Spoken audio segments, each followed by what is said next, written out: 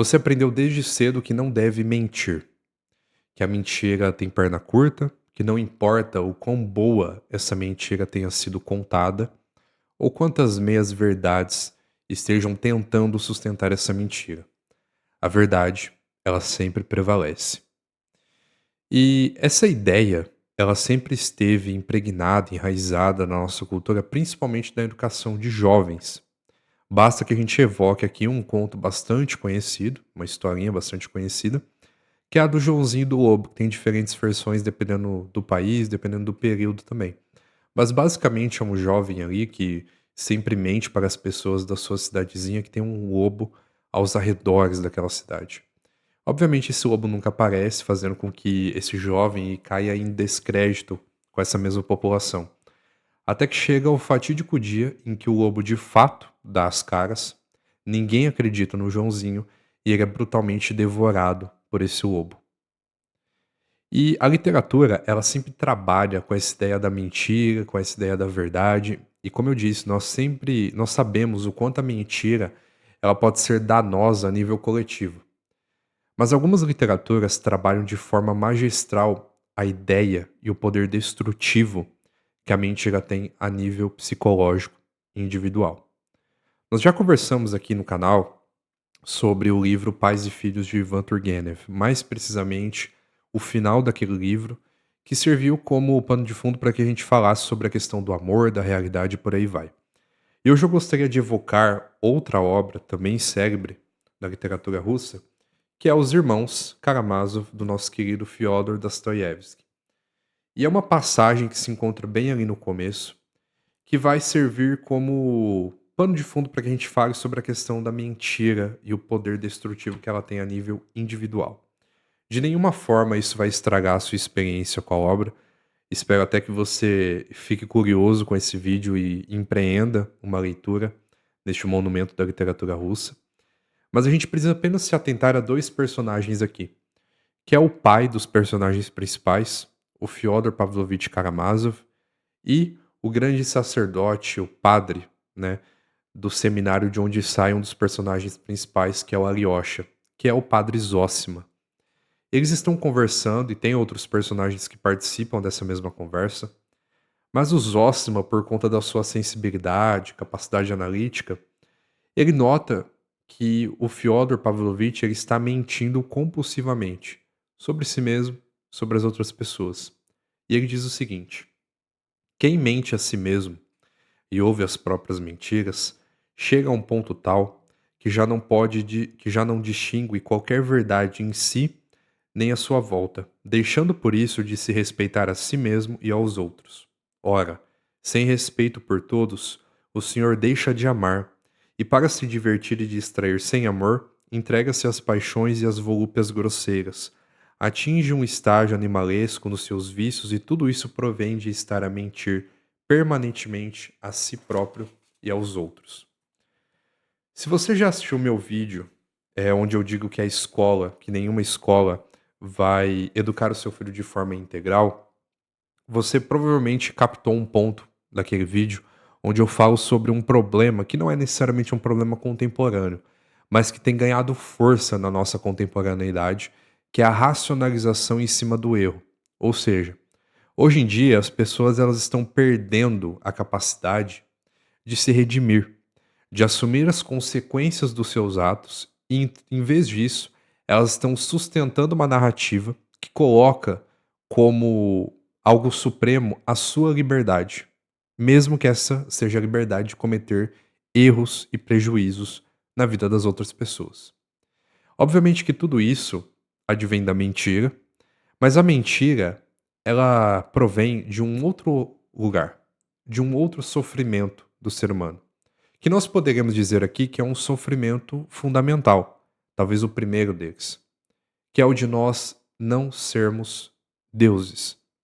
Veja bem, quando você cresce e vai tomando consciência da realidade, você pode constatar que a realidade que você vive é uma realidade muito difícil, que possui circunstâncias muito difíceis.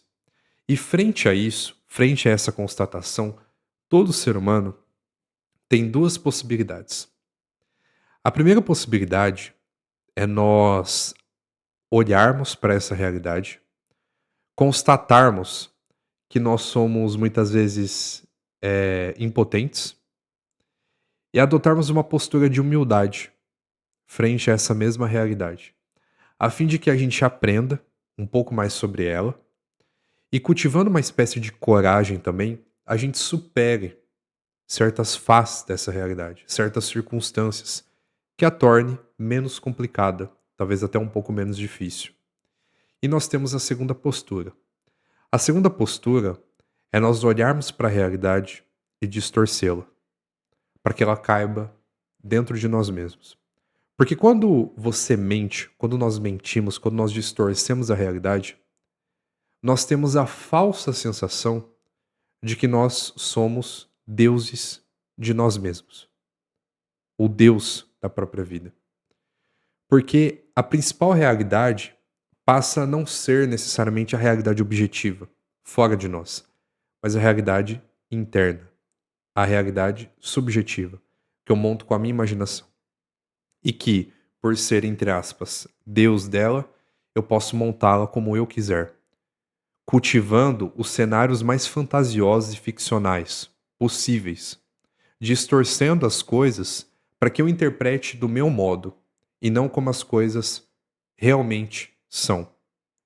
Isso é um problema que tem ganhado cada vez mais força, porque hoje em dia não é muito difícil nós vermos as pessoas cultivando esse auto-engano deliberado, a fim de não tentar superar essa realidade que é uma realidade difícil.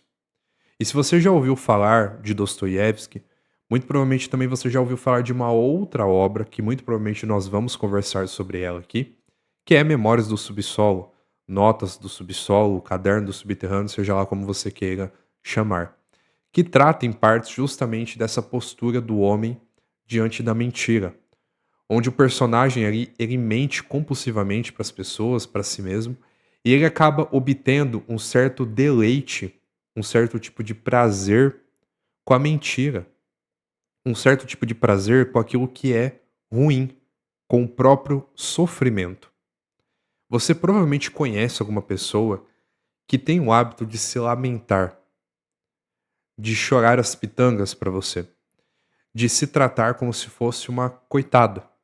E o nosso cérebro, ele é moldável de tal forma que, sim, nós conseguimos, de certa forma, obter um certo tipo de prazer, um certo tipo de deleite com o nosso próprio sofrimento, com a nossa própria tristeza, com essas injúrias, com essas difamações que muitas vezes nem são direcionadas a nós, mas nós nos agarramos a ela. E o próprio personagem Zosma vai dizer isso mais à frente dessa passagem, que essa distorção da realidade faz com que a gente tenha uma proporção errada dela e faz com que a gente transforme uma coisinha pequena em uma montanha. E a gente começa a se agarrar a diversas ofensas ali apenas para obter um certo tipo de gozo, um certo tipo de prazer com essas injúrias e com essas difamações. Então nós acabamos nos tornando deuses, mas mesmo assim impotentes, porque a nossa imaginação ainda assim ela é limitada. Ainda assim, mesmo que seja um ambiente que eu consiga obter um certo tipo de prazer, porque dentro da minha imaginação, entre aspas, eu posso ser o que eu quiser, a realidade pode ser o que eu quiser, ainda assim não é a realidade objetiva, não é a realidade concreta. É apenas um refúgio imaturo e perverso.